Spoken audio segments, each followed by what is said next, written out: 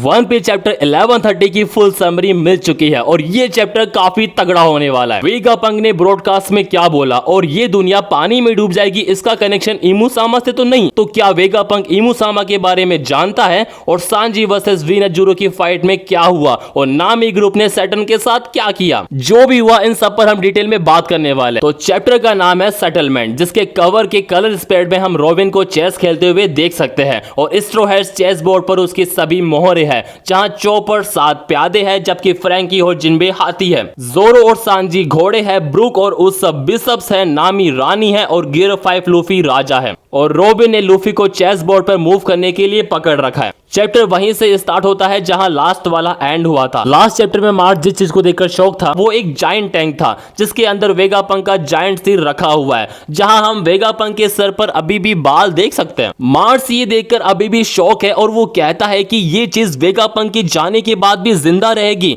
मौत एग्जैक्टली है क्या, चेतना कहां रहती है और क्या ये तुम हो वेगापंक? हमें पता है कि वेगापंक ने चैप्टर 1067 में कहा था कि उसने अपने ब्रेन को काट कर पंक रिकॉर्ड में स्टोर कर दिया है, जो साइन कर रहा है कि वेगापंक ने अपना ब्रेन डेविल फ्रूट अवोकन कर लिया था और अपने ब्रेन से फुल कंट्रोल खो भी दिया था और हमें नहीं पता कि ये आने वाले इवेंट्स पर क्या असर डालने वाला है। फिर मार्स डेंडेन मुशी को कुचलने की कोशिश करता है लेकिन वो स्नेल फेक होती है और मार्स को रियलाइज होता है कि अंदर एक नॉर्मल डेंडेन मुशी रखा हुआ है। मार्स यहाँ पर घबरा जाता है क्योंकि उसे नहीं पता कि वेगापंक ने असली डेंडेन मुशी को कहां छुपा कर रख रखा है। वेल हो सकता है कि रियल डेंडेन मुशी ओहारा में कहीं छुपा हो, वैसे मैं ये गैस कर रहा हूं और कुछ नहीं। बस अब हम देखते हैं कि कैसे दुनिया भर के लोग वेगापंक के मैसेज का वेट कर रहे हैं। सिर्फ विलेज में हम काया, मेरी, निंजिन, पीमन और तमनेगी को वेगापंक और मेडिकल वर्ल्ड पर उसके इंपैक्ट के बारे में बात करते हुए देखते हैं। ट्विन केप लाइट हाउस में क्रोकस लेबून के साथ वेगापंक का मैसेज सुन रहा है। बाल्टीमोर में बूढ़ा आदमी बताता है कि फ्रैंकी अब एक जहाज बन गया है। हम टोरिनो किंगडम हेचिनोसी में केवल रैंडम पायरेट्स के रिएक्शन देखते हैं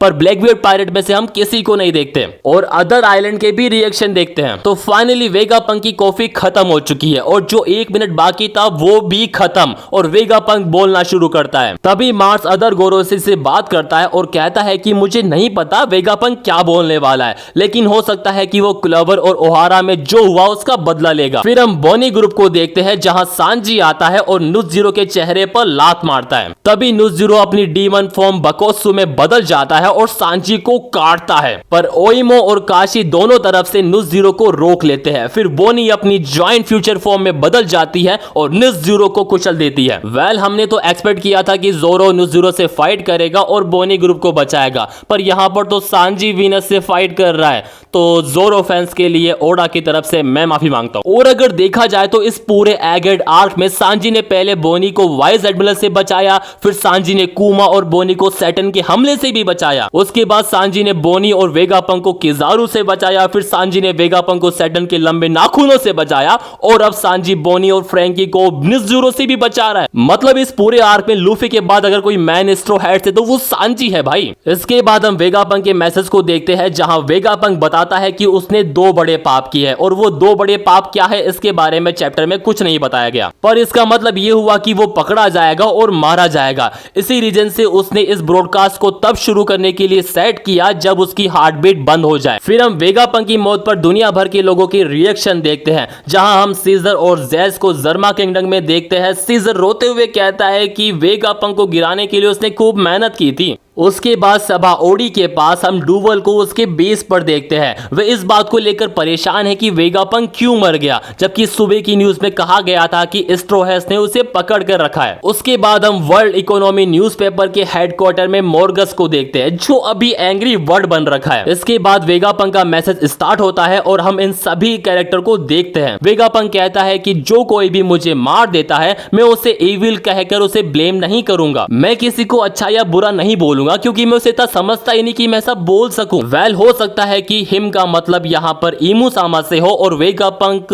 इमू के बारे में बात कर रहा हूँ। ये तो तुक्का बिठा रहा हूँ और कुछ नहीं है बस। फिर हम नामी ग्रुप को देखते हैं जहां सैटर्न उनके पास पहुंच चुका है और रोबिन जैसे ही सैटर्न की आवाज सुनती है वो शॉक हो जाती है। ऐसा लगता है जैसे वो फ्रीज हो गई हो क्योंकि वो उस आवाज को पहचानती है जो उसने ओहारा में सुनी थी। फिर हमें उस मोमेंट का फ्लैशबैक दिखाया जाता है। फिर सैटर्न कहता है कि निको रोबिन वही लड़की है जिसे अकेनो खत्म करने में फेल हो गया। फिर नामी कहती है कि सभी रॉबिन को प्रोटेक्ट करो। तभी ब्रूक सैटर्न के पैर को काट देता है और उस सब एक एक्सप्लोसिव बुलेट चलाता है। नामी रॉबिन को दूर खींच लेती है और सैटर्न को रोकने के लिए ज्यूस का यूज करती है और चॉपर इन सभी को प्रोटेक्ट करने के लिए गार्ड पॉइंट का यूज करता है। इस चैप्टर में लूफी, जोरो और जिनबे का कोई भी पैनल नहीं है। फिर हम मार्स को देखते हैं जो दूसरे गोरोसे से बात कर रहा है कि उन्हें अब क्या करना चाहिए और बोलता है कि क्या होगा अगर मैं इस पूरे पावर प्लांट को डिस्ट्रॉय कर दूं तो। फिर सैटर्न बोलता है कि ऐसा मत करो, मैं इसकी परवाह बिल्कुल भी नहीं करता कि इससे आइलैंड के आसपास के सभी बैटलशिप और मरीन के सोल्जर मर जाए, लेकिन तभी टॉपमैन कहता है कि इसका मतलब ये होगा कि कभी भी कोई भी दूसरी बार मदर फ्लेम का यूज नहीं कर सकता। यानी मदर फ्लेम का सोर्स पावर प्लांट है और अगर गोरोसे इसको डिस्ट्रॉय कर देते हैं तो वो कभी भी मदर फ्लेम को यूज नहीं कर पाएंगे। एक तरह से देखा जाए तो वेगापंक गोरोसे से कह रहा हो कि तुम ब्रॉडकास्ट बंद करके दिखाओ, अगर तुम ऐसा करोगे तो तुम्हारा ही नुकसान होने वाला है। चैप्टर का एंड वेगापंक की शॉकिंग अनाउंसमेंट से होता है। फिर हम एगेट आइलैंड को देखते हैं। तब वेगापंक कहता है कि जो मैं कहने जा रहा हूं वो बेतुका हो सकता है, बहुत से लोग मुझ पर हंसेंगे भी, लेकिन ये सभी को पता होना चाहिए। Let's begin with the conclusion, ये दुनिया समुद्र में डूब जाएगी। वेल हो सकता है कि ये इमुसामा का ट्रू गोल हो, क्योंकि चैप्टर 1099 में जब इमुसामा ने लुलुशिया किंगडम को डिस्ट्रॉय करने के लिए मदर फ्लेम का यूज किया तो उसने सी लेवल को 1 मीटर तक बढ़ा दिया था और कई सारे आइलैंड उसकी वजह से गायब हो गए थे। मेरा मानना है कि इमू ऐसा इसलिए कर रहा है क्योंकि वो ग्रेट किंगडम से जुड़े हुए सभी देशों को मिटाना चाहता है